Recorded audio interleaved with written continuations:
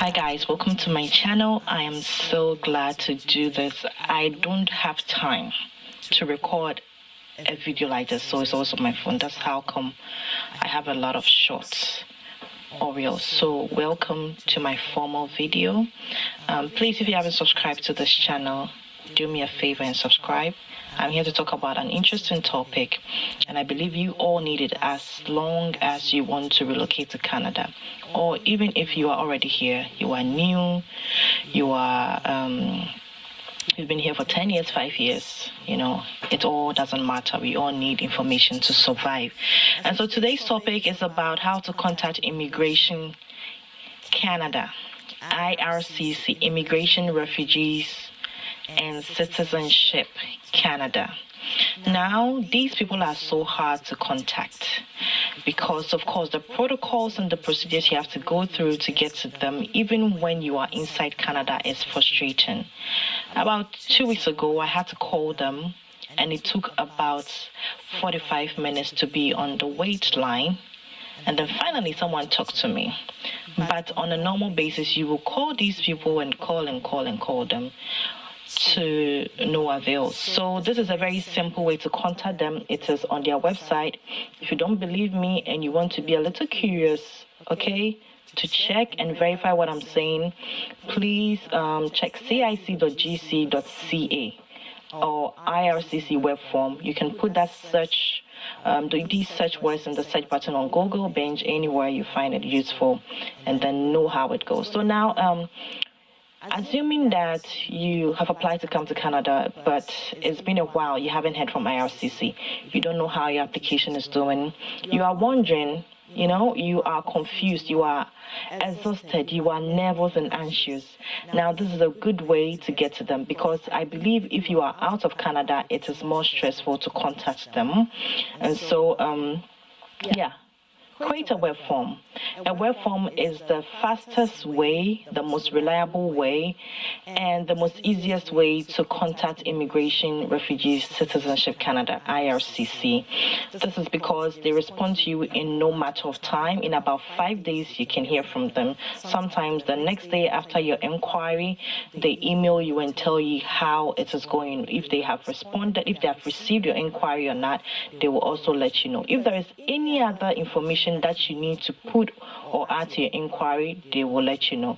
So now I'm going to go over and let you through how it works, by sharing a screen with you, if you don't mind. Tap on it and it will take you somewhere, but this is what we are looking for.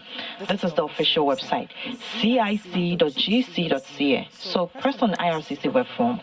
This is how it looks. The government of Canada here, then you know you are at the right place. Any other thing you want to search with regards to jobs, immigration, travel, business, benefits, health, taxes, more services, just click on anything that relates to you and then learn more. Sometimes just get to know it. You might need it along the line. And so we are interested in knowing how to fill a IRCC web form, so let's do it. So you may use this form if you have submitted an application or a profile.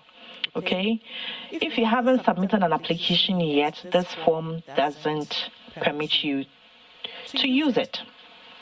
And then number 2, your application has exceeded normal processing times.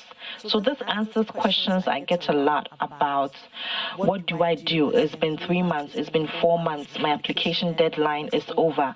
What do I do? This is reason why we are all here, to find out why and what to do.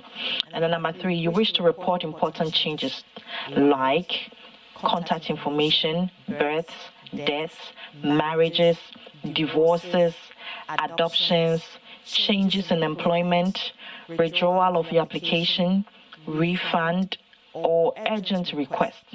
So, for example, if you want to for example, if you're already in Canada as a student and you want to travel out of the country and maybe your study permit extension is not yet in, this is an urgent request, that you want to leave Canada right away, and so you can do that.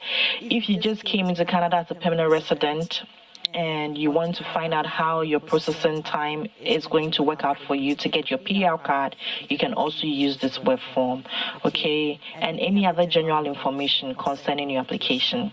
If you are reporting a change in contact information, it will take 5 business days for it to be updated. During this time, you should continue to monitor your old contact information. So this applies to your emails and your phone numbers, okay? And those who just arrived in Canada and are living with people, okay, let's say someone is hosting you for the first 2 months or 3 months because you haven't found a place yet.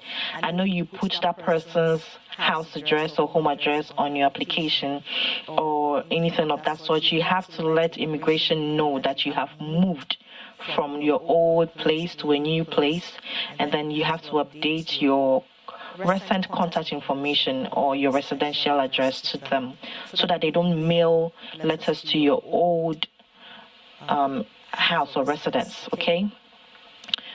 So you can read everything that applies to how or what you can use this form for. Everything is here. I believe you all can read. And so if you also wish to report a technical issue, like if you want to get into your account and it is blocked, or you can remember your password and you don't know how to go about it, you can also send an IRCC online service, okay? IRCC web form. And yeah. So these things are very important. You need to know at least your unique client identifier number, your UCI. UCI is issued to you the moment you submit an application. Everybody that has submitted an application to come to Canada has a UCI, whether you're coming to visit, study, work, or coming here as a permanent resident. We all have UCIs. Or your client ID, if you have one, and then sometimes your application number. Everybody also has the application number. Work visa start with W, study permit visas application start with S, and then visas application start with a V. So you should be careful about what you're doing and what it represents. So yeah. So type of inquiry, let's assume that we are inquiring about a delay in the processing of our application. So let's select the type of inquiry. I'm going to select, you see there are so many things here. Don't get confused. Everything here means something else. If it doesn't apply to you, don't go and tap on it for any reason. Let's go on to what we want to do. So we apply, the type of application is temporary residence. Now, temporary residents are workers, visitors, and students. Okay, so if you fall under any of these categories, you are a temporary resident of Canada, or you are a prospective temporary resident of Canada. So let's assume that we are a temporary resident, okay? We apply for temporary residence study visa application. So we applied online, because most of the times it's done online. So you press on the online temporary residence application, and then type of application is, you see, we have visas applied online, visitor record applied online, work permit or study permit applied online. So we are selecting study permit, and then you should be able to put in some text about your inquiry. So let's assume that your application has been delayed. So just go straight to the point. No, dear Mrs., dear immigration officer, hi. It doesn't really matter. So let's go on.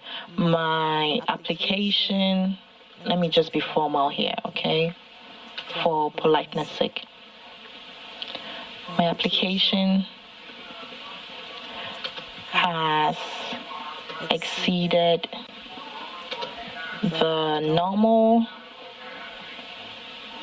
processing time.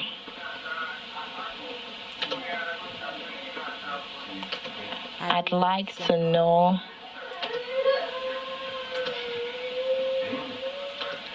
how far my application is going.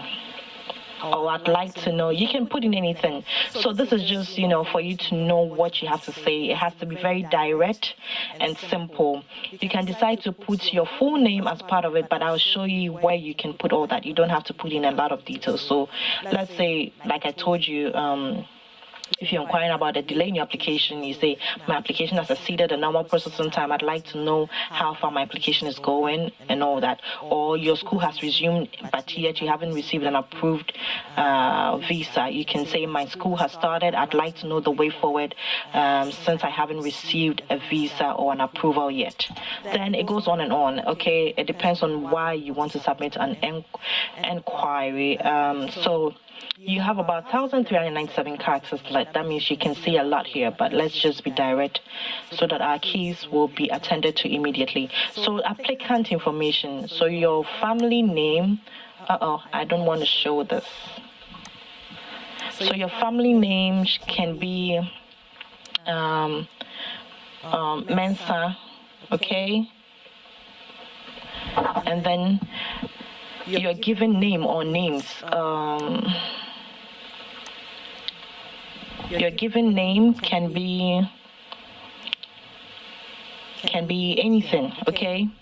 Now, your given name should also include your middle name. So I am Angela Fiasapon. So if I want to, my family name is Sapon. My given name should be Angela Efia. Okay, it goes to everybody who has a middle name or something. It's also your given name. So make sure you put all the names in your passport as a given name.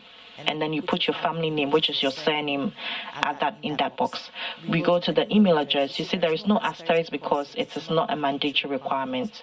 So you can decide to omit it. But you should put in your email address. Everybody should have an email address. If you don't know how to create one, I'm going to show you how to create one later on in another video. So that's your email address. And then you put in your date of birth, your day, month, and year. Okay? This is how it is done. Just, scroll. You have to go up. So if you were born in the 90s, just go up till you get to the 90s. It is not anything hard to do. And put in the exact date of birth. Now, your country of birth also, is considered as the requirement. Your client ID or UCI, I told you what a UCI is. Your application number. Like I said, if you apply for study visa, it starts with an S. If it's a visit, it is a V. If it is a work, it is a W. Your phone number on the application. Don't put your mother or your father's phone number. Just put the phone number related to your application. And yeah, this is a telephone number because in Ghana we say landline and then mobile number. So you can put your personal mobile number here. And inquire information, relationship to applicant. You can select I am the main applicant, okay? Because if you have a representative doing that for you, I believe they know what to do. But since we are all trying to do it ourselves, applicant. Okay, so you put in applicant. And then, family name. You see, because I put in Mensa here, I am not going to have to fill everything detail here again.